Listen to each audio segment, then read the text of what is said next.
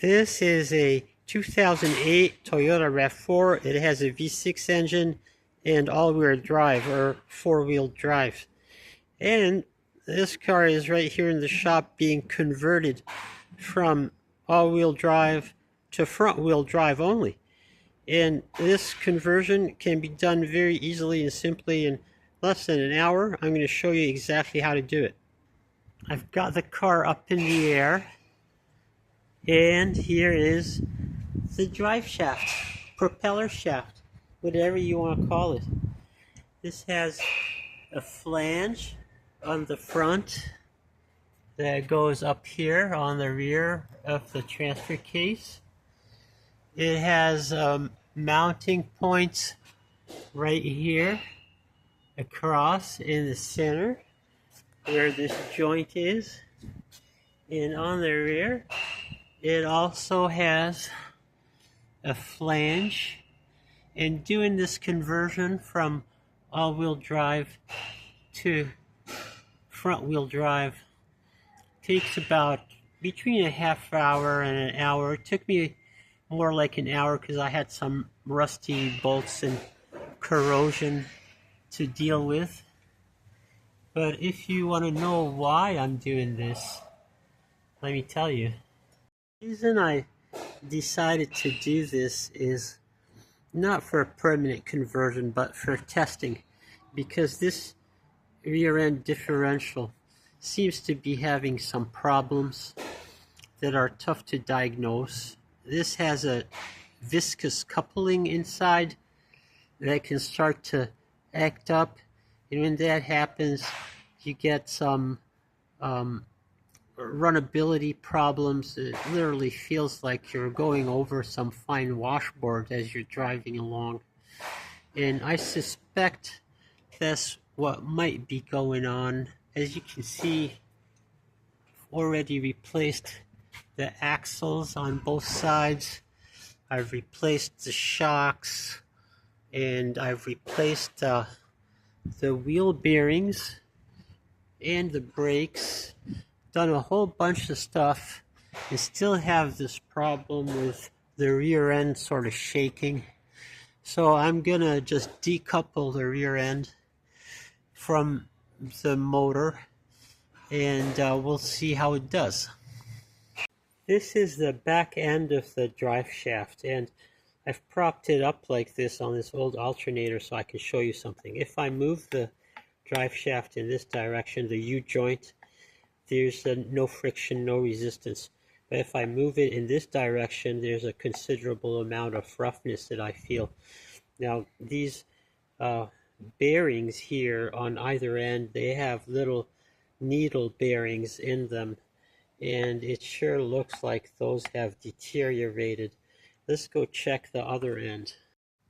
Here's the other end, U-joint, and if I move it in this direction, there is a slight little bit of friction or roughness, and if I move it in the other direction, there is even more. So it sure is looking like maybe this drive shaft needs to be replaced. The reason is that on this original drive shaft, these bearings, the U-joint is not serviceable. So there's nothing I can do to fix it. I would have to replace the whole thing. On some other vehicles, these U-joints are serviceable. They can be replaced, but this particular one is not serviceable. Of course, the other option would be to continue to drive without the drive shaft. That would be the cheap option. And I really would hate to go and replace the drive shaft with a new one, and then it turns out they still have problem coming from the differential itself. So are there any problems or issues that arise from doing this? Well, according to many people who've done this, who write about it on the Toyota RAV4 forums or in the general Toyota forums, this can be done without any apparent ill effects. Seems like it's pretty safe conversion. The differential at the rear and the transfer case at the front are sealed. So when you remove the flanges from the yokes, there is no leakage of any fluid that comes out. And there are no warning lights that come on the dash. So we're going to see how it goes. I'll report back if there's any problem. I've had the car out for test drives without the propeller shaft or drive shaft. I've driven it on highways, on mountain roads, on city streets, and the main observation is that the vibration from the rear end that was occurring previously is gone. Okay, so what this means is that one of two things. Either the vibration was being caused by the drive shaft, or it was being caused by the differential viscous coupling. So what I might do is purchase a new drive shaft and install it. And there are some economical options available for the drive shaft. I'm going to link them in the video description.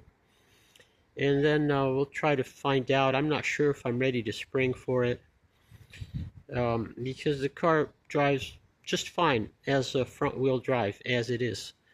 In the climate and weather that I'm in, there's no winter driving, there's no snow, no ice. And so the main benefit of a four-wheel drive is just not at all important here. And the vehicle can do just fine as a front-wheel drive. That's it for this video. Thank you for watching, and please leave any questions or comments down below.